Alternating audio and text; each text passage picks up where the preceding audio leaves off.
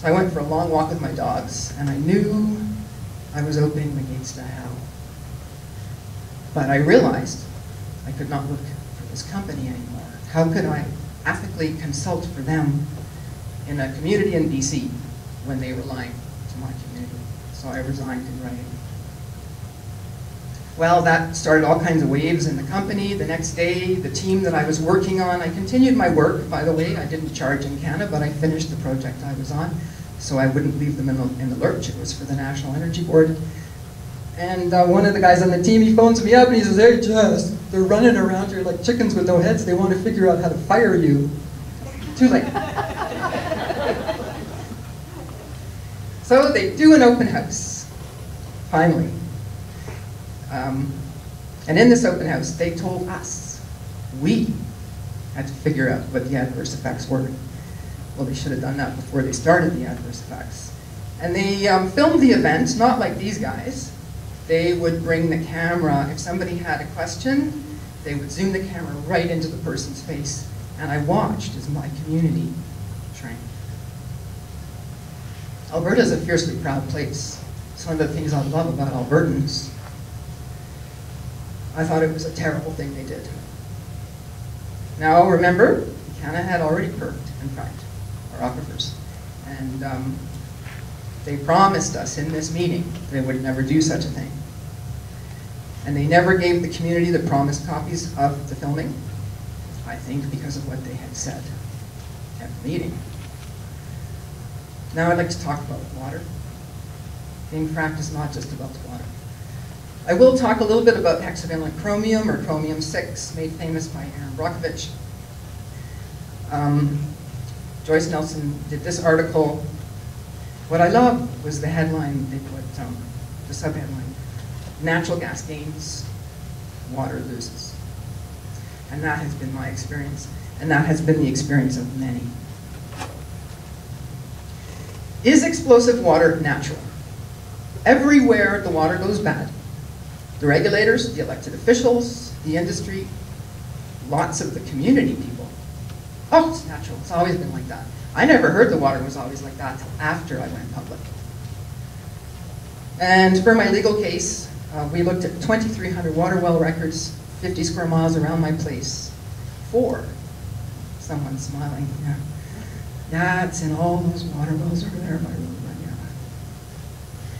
Natural methane in water wells is normally at low levels. Yes, it happens. It doesn't dramatically change. The industries and the regulator with the Canadian Association of Petroleum Producers did a study in Alberta and Saskatchewan near Lloyd, Minster, and they did find water wells with methane. Most of them had less than 1 milligram per liter. 2, I think it was, had just above. That's the highest they got. The EUB, the ERCB, changed their name after the spying scandal here when some of their hired thugs were spying on innocent Albertans. They came out with a water chemistry study and they found 90%, about 90% of the water wells in coal in Alberta they tested had no detectable methane or ethane.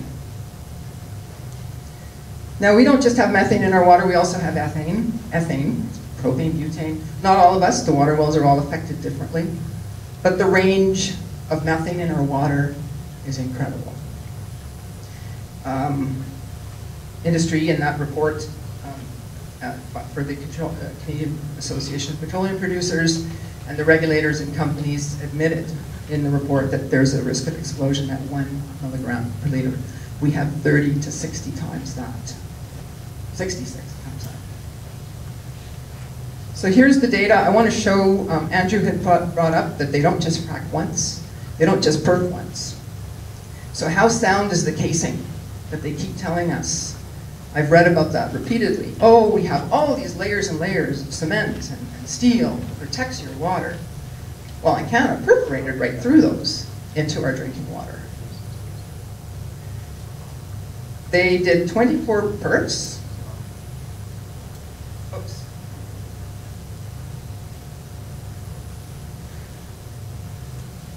I thought that I had data coming after this, but no. Okay. I've lived at my place since, so they fracked in March. Remember that our open house finally, that came only under pressure, was about half a year later. I think they had the obligation to tell us that they were going to put our drinking water at risk. I've lived at my place since 1998. My water dramatically changed. It was incredible. These are some of the things that happened. One Christmas, I was in tears because there was so much gas coming out of my kitchen tap, I couldn't close it. I didn't know what was going on. I thought I had serious plumbing problems. Some of the chemicals, I'm not going to go through them all, but in the monitoring well that the government put in to great pomp and circumstance, but in 2007, Canada fracked in 2004, they put a monitoring well in the hamlet and they found hexavalent chromium. They didn't tell any of us. I found this out by freedom of information legislation and a lot of money. Some of the chemicals found in my water, lots of, you heard Andrew talk about how much diesel and petroleum distillates they're using. Well, we've got pretty good red flag indicators of petroleum distillates used. In our area, some of these chemicals are toxic, and Canada has not been compelled to disclose what they injected into our water. I still do not know what they ingested and bathed in, or what anyone else in the community did. The chromium in my water went up by a factor of 45, and even though the government knew they had hexavalent chromium in the monitoring well, they never came back to any of the citizens' wells to specifically test for it to find out how much we had. We hear often about how deep they are, that they're always below the basic groundwater protection, and they're always way deep. Well, I did a lot of digging into the data, and I did a map. This is, I don't know if you can see the lime green. My water well's kind of in the middle of that. They did about 190.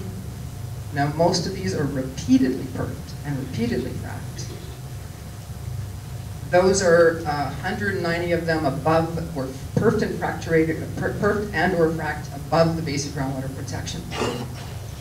Before April 2006, that's when the government finally brought in the baseline testing standard. So all these experiments on us guinea pigs happened without us knowing most of these. In fact, we were even told there were no CPM wells near us yet. And of these, about 60 were perfed and or fracked less than 200 meters below the surface. Of about 11 of those were less than 175. One at 121 meters below the surface, right into our drinking water, and that well fracked a number of times into our water. Here's the data I thought was earlier. I put this in, the data that gets filed at the ERCB. Oh yeah, I should interject with this. I just remembered something. When the government reluctantly began to investigate, they said, well, Canada promised us. They only ever fracked deeper than 600 meters below the surface. I said to them, but look at the data at the ERCB.